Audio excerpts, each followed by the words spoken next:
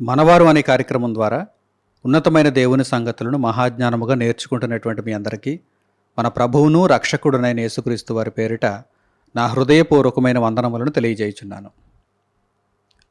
ప్రియులారా, ప్రస్తుతానికి ఇది విద్యార్థులు పరీక్షలు రాసిన తర్వాత ఫలితాలు వచ్చేటువంటి కాలం.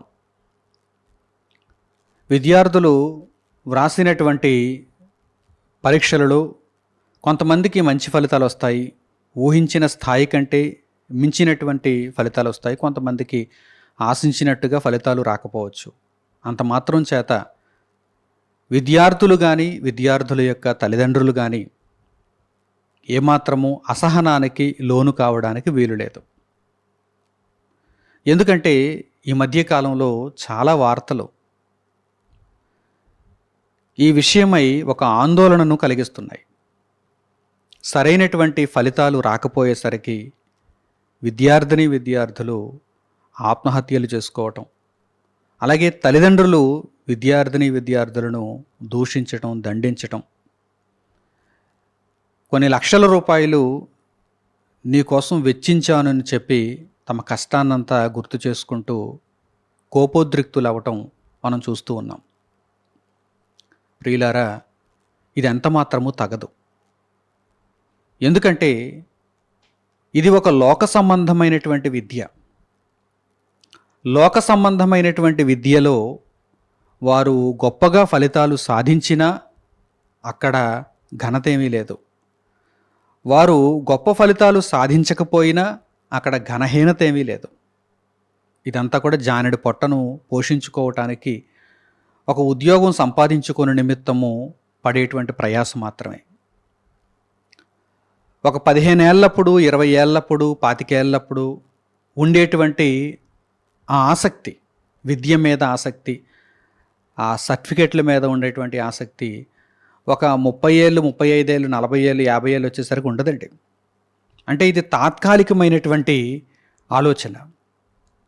ఒక విద్యలో ఒక విద్యార్హతను మేము సంపాదించి, ఒక మంచి కళాశాలలో మేము చదవాలి, ఒక మంచి ర్యాంక్ మేము సంపాదించుకోవాలి, ఒక మంచి ఉత్తీర్ణత మేము సాధించుకోవాలనేటువంటి ఈ యొక్క ఆలోచన అంతా కూడా తాత్కాలికమైనది. అది సుదీర్ఘకాలం పాటు నిలిచేది కానే కాదు. కనుక ఈ విషయమై ఎప్పుడూ కూడా ఎవరూ కూడా తొందరపాటు నిర్ణయాలు తీసుకోవద్దు, అనాలోచితంగా మీరు వెళ్ళవద్దు. ఇటీవల కాలంలో జరిగినటువంటి ఒక సంఘటనను మీకు నేను పరిచయం చేస్తాను. ఇది ఎక్కడ జరిగిందంటే కర్ణాటక రాష్ట్రంలో జరిగింది. 29వ తేదీ ఏప్రిల్ మాసం 2024వ సంవత్సరాన ఈ యొక్క ఉదంతం వెలుగులోనికి వచ్చింది. ఏమిటిది? ఆ రోజున కర్ణాటక రాష్ట్రంలో పియూసి ఫలితాలు వెలువడ్డాయి. మిగిలిన రాష్ట్రాల్లో ఇంటర్మీడియట్ అంటారు, 10వ తరగతి తర్వాత ఇంటర్మీడియట్ అంటారు, అంటే క్లాస్ 11, క్లాస్ 12. కర్ణాటకలో అయితే పియూసి అంటారు. పియూసి అంటే ప్రీ యూనివర్సిటీ కోర్స్. ఈ పియూసి ఎగ్జామ్లో ఒక అమ్మాయికి తక్కువ మార్కులు వచ్చాయి. కర్ణాటక రాష్ట్రంలో ఒక అమ్మాయికి తక్కువ మార్కులు వచ్చాయి. తక్కువ మార్కులు వచ్చినందుకు ఆ అమ్మాయి యొక్క తల్లి, ఈ అమ్మాయి వయస్సు 17 సంవత్సరాలు, అమ్మాయి తల్లి 40 సంవత్సరాలు. ఆ అమ్మాయి తల్లి ఆమెను కొంచెం కోపపడింది. ఎందుకు ఇలా తక్కువ మార్కులు వచ్చాయి అని చెప్పి కాస్త దుర్భాషలాడి ఉండొచ్చు, బాగా కోపపడి ఉండొచ్చు. ఇలా కోపపడిందని ఆ తక్కువ మార్కులు తెచ్చుకున్నటువంటి ఆ అమ్మాయి ఏం చేసిందంటే, ఆ 17 సంవత్సరాల అమ్మాయి ఏం చేసిందంటే, వెంటనే కిచెన్లోనికి వెళ్ళి, వంటగదిలోనికి వెళ్ళి పదునైనటువంటి ఒక చాకు తీసుకుని వచ్చి తల్లిని పొడిచింది. చూసారా, ఇది న్యూస్. తక్కువ మార్కులు వచ్చాయని తల్లి కుమార్తెను కాస్త దూషిస్తే, ఈ కుమార్తె ఆ అవమానాన్ని తట్టుకోలేక వెంటనే వంటగదిలోనికి వెళ్ళి కత్తి తీసుకుని వచ్చి తల్లిని పొడిచింది. తల్లిని పొడవగానే తల్లి ఊరుకుంటుందా? ఆ తల్లి మరలా ఎలాగోలా గుంజుకొని ఆ కత్తి తీసుకుని మరలా ఆ అమ్మాయినే పొడిచింది. ఇద్దరూ కత్తిపోట్లకు గురైపోయారు. తక్కువ మార్కులు వచ్చినందుకు కత్తిపోట్లకు గురైపోయారు ఇద్దరూను. అమ్మాయి చచ్చిపోయింది. తల్లి మరలా ఎదురుదాడి చేసేసరికి అమ్మాయి చచ్చిపోయింది. ఈ తల్లి హాస్పిటల్లో చికిత్స పొందుతుంది. చూసారా ఎంత తప్పుడు నిర్ణయం. ఆవేశంతో వారు చేసినటువంటి ఆ పనికి, తల్లి కూతుర్లు ఇద్దరూ కూడా ఆవేశంతో చేసినటువంటి పనికి కూతురు ప్రాణాలు పోయాయి, తల్లి హాస్పిటల్ పాలైపోయింది. మార్కులు ఏమైనా తిరిగి వచ్చాయా? పియూసీ మార్కులు ఏమైనా తిరిగి వచ్చాయా? ఈరోజు ఎంతోమంది ఇలాంటి తప్పుడు ఆలోచనలను కలిగి ఉంటున్నారు. ఈ మార్కులే మీ జీవితం కానే కాదు. జీవితంలో ఇంకా చాలా ఆప్షన్స్ ఉంటాయి. మీ జానుడి పొట్టను పోషించుకోవటానికి జీవితంలో ఇంకా చాలా మార్గాలు ఉంటాయి. కనుక మీరు తప్పుడు నిర్ణయాలతో ఆవేశానికి లోనై ఇటువంటి కార్యక్రమాలలోనికి వెళ్ళవద్దు. నిజంగా సమాజానికి దేవుని వాక్యం యొక్క అవసరత ఎంత గొప్పగా ఉన్నదో ఈ సందర్భాన్ని బట్టి మీకు నేను జ్ఞాపకం చేయాలనుకుంటున్నాను. పరిశుద్ధ గ్రంథంలో వ్రాయబడినటువంటి కొన్ని అద్భుతమైనటువంటి వాక్య భాగాలను ఇప్పుడు మనం చూద్దాం. నిజంగా ఆవేశంతో కత్తి తీసుకుని రావడం ఏంటండి? ఆ అమ్మాయి తల్లి కాస్త దూషించేసరికి ఆవేశంతో వెళ్ళి కత్తి తీసుకుని వచ్చి ఆ కత్తితో తల్లిని పొడవడం ఏంటండి? పరిశుద్ధ గ్రంథంలో ఏమనుంది? కత్తి చేత పట్టిన వారు ఆ కత్తి చేతనే నశిస్తారు. తాను చనిపోవడానికి కత్తిని తానే తెచ్చుకుంది. ఇక్కడ మీకు అర్థమవుతుందా? ఆ అమ్మాయే వంటగదిలోనికి వెళ్ళి కత్తి తీసుకుని వచ్చింది, తల్లిని పొడవడానికి యత్నించింది. ఒక 2-3 కత్తిపోట్లు ఆమె పొడుచుండొచ్చు. ఆ తర్వాత తల్లి ఇక తట్టుకోలేకపోయింది. నన్నే పొడుస్తావా, నా మీదే నీవు కత్తి చూపిస్తావా, కత్తితో నా మీదే దాడి చేస్తావా అని చెప్పి ఎదురుదాడి చేసింది. ఆ కత్తి లాక్కుంది, ఆ అమ్మాయిని పొడి చేసింది. పరిశుద్ధ గ్రంథంలో వ్రాయబడినటువంటి ఈ వాక్య భాగాన్ని మీరు చూడండి. చాలామంది మత గ్రంథం అని ముద్ర వేసి పరిశుద్ధ గ్రంథాన్ని దూరం పెట్టుకుంటున్నారు. కానీ నిజంగా ప్రతి ఒక్కరూ కూడా మత గ్రంథం అనేటువంటి ఆ పేరును తుడుపు పెట్టి ఇది జీవ గ్రంథం, నా బ్రతుకును వెలిగించే గ్రంథం అని పరిశుద్ధ గ్రంథంలో ఉన్న మాటలను చక్కగా నేర్చుకోగలిగితే ఆయా సందర్భాలలో ఇవి మనకు జ్ఞానాన్ని నేర్పిస్తూ మనలను జ్ఞానపు వెలుగులో నడిపిస్తాయి, మనలను బ్రతికిస్తాయి. చూడండి, వ్రాయబడిన మాటలు చూడండి, మీరే చెబుతారు. నిజంగా ఆ రోజు జరిగినటువంటి ఆ సంఘటనకు ఈ వాక్యమే గనక వారికి అర్థమై ఉంటే వారు అటువంటి చర్యలు చేయరు అని మీరే చెబుతారు. చూడండి, మత్తయి సువార్త 26వ అధ్యాయము 52వ వాక్యాన్ని చూడండి. యేసుక్రీస్తు ప్రభువారు పలికినటువంటి మాట. మత్తయి సువార్త 26వ అధ్యాయము 52వ వాక్యం. యేసు, నీ కత్తి వరలో తిరిగి పెట్టుము, కత్తి పట్టుకొని వారందరూ కత్తి చేతనే నశింతురు. నీ కత్తి వరలో తిరిగి పెట్టుము, కత్తి పట్టుకుని వారందరూ, కత్తి చేత దాడి చేద్దాం అనుకునే ప్రతి ఒక్కరూ కత్తి చేతనే నశిస్తారు. అంటే నీవు తుపాకీ పట్టావా, తుపాకీతో నశిస్తావు. నువ్వు ఒక మోసం చేయాలనుకున్నావా, మోసం చేత మరలా నీవు నష్టపోతావు, నీవే మోసగింపబడతావు. నీవు ఒక నరహత్య చేయాలనుకున్నావా, నీవు కూడా నరహత్య గావింపబడతావు. కత్తి చేత పట్టుకునే ప్రతి ఒక్కరూ కూడా మరలా కత్తి చేతనే నశిస్తారు. నిజంగా ఈ వాక్యం హృదయంలో ఉంటే కనుక, భద్రపరచబడి ఉంటే కనుక కత్తి పట్టుకోవాలనేటువంటి ఆలోచన ఆ రోజు ఆ అమ్మాయికి వచ్చినా, నేను కత్తి పట్టుకుంటే కత్తి చేత నేనే నశిస్తాను కదా, కనుక నేను కత్తి పట్టుకోకూడదు అనేటువంటి ఆలోచనతో ఆమె ఆ రోజు నిగ్రహించుకున్న కదా. అలాగే ఆ తల్లిలో కూడా ఈ భావన ఉంటే, కత్తితో మరలా పొడిచి ఆ అమ్మాయిని చంపేసిన ఆలోచన చేయండి. అంటే దేవుని వాక్యం సమాజంలో లేదు. ఇంకా అనేకమైనటువంటి వాక్య భాగాలు ఉన్నాయి.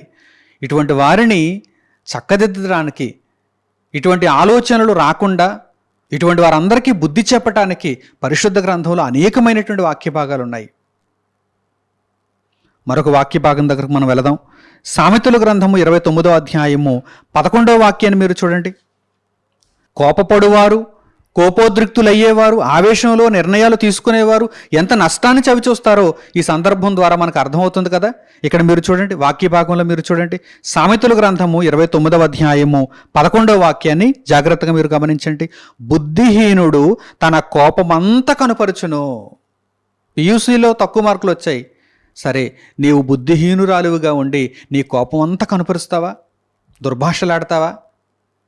అప్పటికే ఆమె తక్కువ మార్కులు వచ్చాయని బాధపడుతోంది. మరి బాధ మీద బాధ, ఆ బాధను మీరు రేపుతారా? మీ కోపం అంతా కనుపరుస్తారా? కోపం అయితే ఉంటుంది మనసులో, ఎంతో కష్టపడి చదివించి ఉండొచ్చు.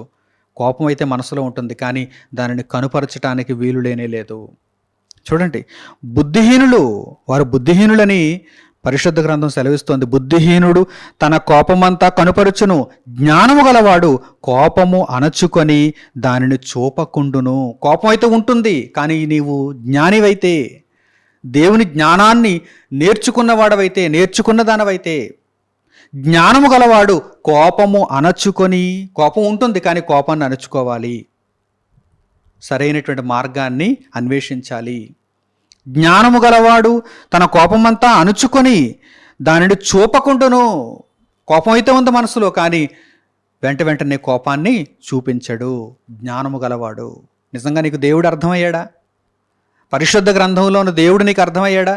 దేవునికి ఉంది కోపం, దేవునికి ఉంది కోపం. ఎందుకంటే ఈ బుద్ధిహీన సమాజాన్ని చూస్తున్నప్పుడు దేవునికి కోపం ఉండదు. ఆయన ప్రతి దినము కోపపడు దేవుడు. ఆయన కోపాన్ని అణుచుకుంటున్నాడండి. నిజంగా ఆయన ఈ బుద్ధిహీనుల వలె కోపాన్ని చూపిస్తే అసలు ఒక్క మనిషి భూమి మీద మిగులుతాడా చెప్పండి? ఒక్క మనిషి అయినా భూమి మీద మిగులుతాడా? ఎందుకంటే ప్రతిరోజు ఉదయాన్నే లేవగానే తప్పుడు కార్యక్రమాలు, అన్యాయాలు, అక్రమాలు, మూర్ఖపు పనులు. ఏమండి, అనునిత్యము మనుషులు ఇటువంటి తప్పుడు ప్రవర్తనలో ఉన్నప్పుడు, తప్పుడు ఆలోచనతో ఉన్నప్పుడు, తప్పుడు కార్యక్రమాలలో కొనసాగుతున్నప్పుడు, దేవుని కోపము చాలా భయంకరంగా రేగుతున్నప్పుడు, ఆ కోపాన్ని దేవుడు అణుచుకోకపోతే, దీర్ఘశాంతాన్ని చూపించకపోతే ఈరోజు మనుషులలో ఏ ఒక్కడైనా బ్రతికి ఉన్నా చెప్పండి, ఏ ఒక్కడు కూడా బ్రతికి బట్టకట్టలేడు. కానీ మనుషులు ఇంకా బ్రతకగలుగుతున్నారు, ఇంకా క్షమింపబడుతున్నారు, ఇంకా వారికి అవకాశాలు పొడిగింపబడుతున్నాయి. రక్షణ నొందటానికి దేవుడు ఇంకా వారి పట్ల దీర్ఘశాంతాన్ని చూపిస్తున్నాడంటే కారణం ఏంటి? ఆయన తన కోపాన్ని అణుచుకుంటున్నాడు. దేవుడే న్యాయంగా కోపపడుతున్నప్పుడు, ఆ కోపాన్నే ఆయన అణుచుకుంటున్నప్పుడు నీవు ఈ కొద్ది కోపాన్ని అణుచుకోలేవా అని పరిశుద్ధ గ్రంథం ప్రశ్నిస్తోంది. కేవలం ఈ సంఘటన ఒక్కటే కాదు, ప్రపంచంలో ఇలాంటివి అనేకమైనటువంటి సంఘటనలు మన చెంతనే జరుగుతున్నాయి, మన కుటుంబాలలో జరుగుతున్నాయి, మన బంధువులలో జరుగుతున్నాయి, మన వీధులలో జరుగుతున్నాయి, మన పల్లెలలో జరుగుతున్నాయి, మన పట్టణాలలో జరుగుతున్నాయి, మన రాష్ట్రంలో జరుగుతున్నాయి, మన దేశంలో జరుగుతున్నాయి. ప్రపంచమంతటా ఇటువంటి సంఘటనలే. కనుక ఈరోజు ప్రపంచానికి దేవుని వాక్యం ఎంత అవసరమో చూడండి, ఎంత అవసరమో చూడండి. ప్రాణాలే పోగొట్టుకుంటున్నారు కానీ దేవుని వాక్యము చెంతకైతే రాలేకపోతున్నారు. అజ్ఞానాన్ని, మూర్ఖత్వాన్ని, మూఢత్వాన్ని నమ్ముతున్నారు కానీ పరమజ్ఞానాన్ని మనుషులు స్వీకరించలేకపోతున్నారు. నిజముగా నిన్ను సత్యములో నడిపించేటువంటి దేవుని వాక్యమును మనిషి అంగీకరించలేకపోతున్నాడు. కనుక దేవుని వాక్యము సమాజానికి ఒక ఔషధం వంటిది, సమాజాన్ని బ్రతికించేది. తప్పుడు నిర్ణయాలు తీసుకోవద్దు, ఆవేశపూరితంగా ఉండొద్దు, మీ కోపం అంతటిని కనుపరిచేటువంటి మూర్ఖులుగా, మూఢులుగా మీరు మారొద్దు. మీరు జ్ఞానులుగా ఉండండి, దేవుని వాక్యాన్ని అంగీకరించండి, దేవుని వాక్యాన్ని వెంబడించండి. నిజంగా దేవుని వాక్యమే మీలో ప్రతిఫలిస్తే, మీలో ప్రతిష్ఠింపబడితే, చక్కగా అనునిత్యము దేవుని వాక్యాన్ని మీరు వింటూ, చదువుతూ, నేర్చుకుంటూ, దానిని అభ్యసిస్తూ ఉంటే కనుక మీలో కనిపించే లక్షణాలు ఏంటో తెలుసా? చూడండి, కొలస్సీయులకు పౌలు గారు రాసినటువంటి పత్రిక 3వ అధ్యాయము 12వ వాక్యం నుండి మీరు చూడగలిగితే, దేవుని వాక్యము ఒక మనిషిలో పెంచే లక్షణాలను గూర్చి, కనుపరిచే లక్షణాలను గూర్చి ఇక్కడ చాలా స్పష్టముగా తెలియచేయబడింది. పౌలు గారు కొలస్సీయులకు రాసినటువంటి పత్రిక 3వ అధ్యాయము 12వ వాక్యం నుండి, కాగా దేవుని చేత ఏర్పరచబడిన వారును, పరిశుద్ధులను, ప్రియులనైన వారికి తగినట్లు మీరు జాలిగల మనస్సును, దయాలుత్వమును, వినయమును, సాత్వికమును, దీర్ఘశాంతమును ధరించుకొనుడి. చూసారా, దేవుని వాక్యము వలన కలిగేటువంటి గొప్ప గొప్ప లక్షణాలు ఇవి, మనలో పుట్టే గొప్ప గొప్ప లక్షణాలు ఇవి. దేవుని వాక్యాన్ని బట్టి, దేవునిలో ఉన్న రక్షణను బట్టి, ఇదిగో దేవుని చేత ఏర్పరచబడిన వారు, పరిశుద్ధులు, ప్రియులు, అటువంటి వారికి తగినట్లుగా మీరు జాలిగల మనస్సును, దయాళుత్వమును, వినయమును, సాత్వికమును, దీర్ఘశాంతమును ధరించుకొనుడి. మీలో ఈ లక్షణాలు కనిపించాలి. ఎవడైనను తనకు హాని చేసనని ఒకడు అనుకొనిన ఎడల ఒకరినొకడు సహించుచు ఒకరినొకడు క్షమించుడి. ప్రభువు మిమ్మును క్షమించినలాగున మీరును క్షమించుడి. వీటన్నింటిపైన పరిపూర్ణతకు అనుబంధమైన ప్రేమను ధరించుకొనుడి. క్రీస్తు అనుగ్రహించు సమాధానము మీ హృదయములలో ఏలుచుండనియుడి. ఇందుకొరకే మీరొక్క శరీరముగా పిలువబడితేరి మరియు కృతజ్ఞులయ్యుండుడి. ఎన్ని మంచి లక్షణాలు ఉన్నాయి చూడండి ఇక్కడ. ఒక వ్యక్తి క్రీస్తులోనికి రావటం వలన ఎంత గొప్పవానిగా మారిపోతాడో చూడండి. మరి చాలామంది క్రైస్తవులలో ఈ లక్షణాలు మాకు కనిపించడం లేదని ఒకవేళ మీరేమైనా అంటారా? వారు దేవుని వాక్యాన్ని అవలంబించటం లేదు గనక, పైకి వేషధారులుగా కనిపిస్తున్నారు గనక వారిలో ఈ లక్షణాలు కనిపించకపోవచ్చు. కానీ నిజంగా క్రైస్తవుడైతే ఎవరిలోనూ కనిపించడం లేదని మీరు వారి మీద నింద వేయడం ఎందుకు? అసలు మీ వరకు మీరు ఆలోచన చేయండి. మీరు దేవుని గ్రంథాన్ని చేతపట్టండి. మీరు దేవుని యొక్క జ్ఞానాన్ని అభ్యసించండి. మీరే ఇదిగో దేవుని వాక్యంలో ఉన్నటువంటి ఈ యొక్క గొప్ప లక్షణాలను అవలంబించడానికి ప్రయత్నం చేయండి. మీరు ఆత్మఫలాలు కలిగిన వారుగా మారిపోతారు. అన్నిటికీ అనుబంధమైనటువంటి ప్రేమను ధరించుకొని కృతజ్ఞతాభావంతో క్రీస్తు యేసునకు కలిగినటువంటి మనస్సును మీరు కూడా కలిగి ఉండగలిగితే అసలు నేరాలనేవి, ఘోరాలనేవి, భయంకరమైనటువంటి ఈ అక్రమాలనేవి మీ వరకు అయినా సరే నియంత్రింపబడతాయి. మీ కుటుంబంలో అయినా సరే నివారింపబడతాయి. మీ వలన అనేకులకు వెలుగు అనుగ్రహింపబడుతుంది. మిమ్మల్ని చూచినటువంటి అనేక మంది క్రీస్తు వెలుగులోనికి రాగలుగుతారు. క్రీస్తు జ్ఞానాన్ని అనుసరించగలుగుతారు. కనుక ప్రియులారా, లోకము పాడైపోతుంది, లోకము చెడిపోయింది, లోకము తమను తామే పొడుచుకుంటూ నాశనానికి వెళ్ళిపోతుంది. ఈ మాటలు వింటున్నటువంటి మీరైనా చక్కగా దేవుని జ్ఞానంలో నిలబడుతూ దేవుని వాక్యము వలన కలిగేటువంటి పరిశుద్ధతను మీరు ఎల్లప్పుడూ ప్రేమిస్తూ ఆ పరిశుద్ధతలో కొనసాగుతూ అనేకులకు క్రీస్తు పరిమళ సువాసనను వెదజల్లేవారుగా ఉండాలని కోరుకుంటూ ఈ సందేశమును ఇంతటితో నేను ముగిస్తున్నాను. తండ్రి అయిన దేవునికి ప్రార్థనలు ఏకీభవించండి. మహోన్నతుడును మహాపరిశుద్ధుడునైన మా కన్న తండ్రి, ఈ సమయమందు మీరు మాకు అనుగ్రహించిన ఉన్నతమైనటువంటి విలువ కలిగినటువంటి ఈ పాఠాన్ని బట్టి మీకు కృతజ్ఞతాస్తుతులు తండ్రి. మీ జీవవాక్యము ఎంతో ఉన్నతమైనది. మానవ బ్రతుకునకు సంబంధించినటువంటి అనేకమైనటువంటి విషయములను, ముఖ్యముగా నిత్య జీవానికి నడిపించే సంగతులను నేర్పిస్తూ మీ మార్గములో మమ్మను నిలువబెట్టుచున్నది. తండ్రి, మీ వాక్యమును ప్రేమిస్తూ మీ జ్ఞానమును హత్తుకొని మీ మార్గంలో నడుచుకొనుటకు తండ్రి ఎల్లప్పుడూ ఆసక్తి కలిగి ఉండేవారముగా మేము ఉండగలగటానికి మాకు సహాయమును దయచేయండి. తండ్రి, మా తరములో పుట్టినటువంటి అనేక మందికి మీ వాక్యమును వెల్లడి చేస్తూ మీ వాక్యములో ఉన్న సత్యమును మేము ప్రచురిస్తూ మీ పనిని చక్కగా నెరవేర్చే వారముగా ఉండగలుగుటకు మమ్మల్ని దీవించమని మిమ్మల్ని కోరుకుంటూ అజ్ఞానపు సమాజాన్ని, మూర్ఖపు ప్రపంచాన్ని మీరింకా ఓర్పుతో తండ్రి దీర్ఘశాంతముతో కాపాడుతూనే వస్తున్నారు. వారిని శిక్షించకుండా వారికి ఒక అవకాశాన్ని దయచేస్తూనే వస్తున్నారు. తండ్రి, మీరు చూపుచున్నటువంటి ఈ ప్రేమను బట్టి అనేక మంది మీ రక్షణలో ఉన్న వెలుగును కనుగొనేటట్లుగా తండ్రి మీ వాక్యము వారి చెంతకు వెళ్ళే నిమిత్తము మీరు సహాయము చేయండి. నాయన అనుకూలతను ఏర్పరచండి. మీ కృపలో మేమందరము నాయన అనేకులకు జీవవాక్యాన్ని పరిచయం చేసే వారముగా ఉండగలుగుటకు తండ్రి మమ్మల్ని జ్ఞాపకము చేసుకుని మమ్మల్ని దీవించమని మిమ్మల్ని కోరుకుంటూ మా ప్రార్థన మనవులను మా ప్రభువును మా రక్షకుడునైన యేసుక్రీస్తు వారి పేరిట మిమ్మల్ని వేడుకొనుచున్నాము తండ్రి. ఆమేన్. అందరికీ వందనములు. సెలవు.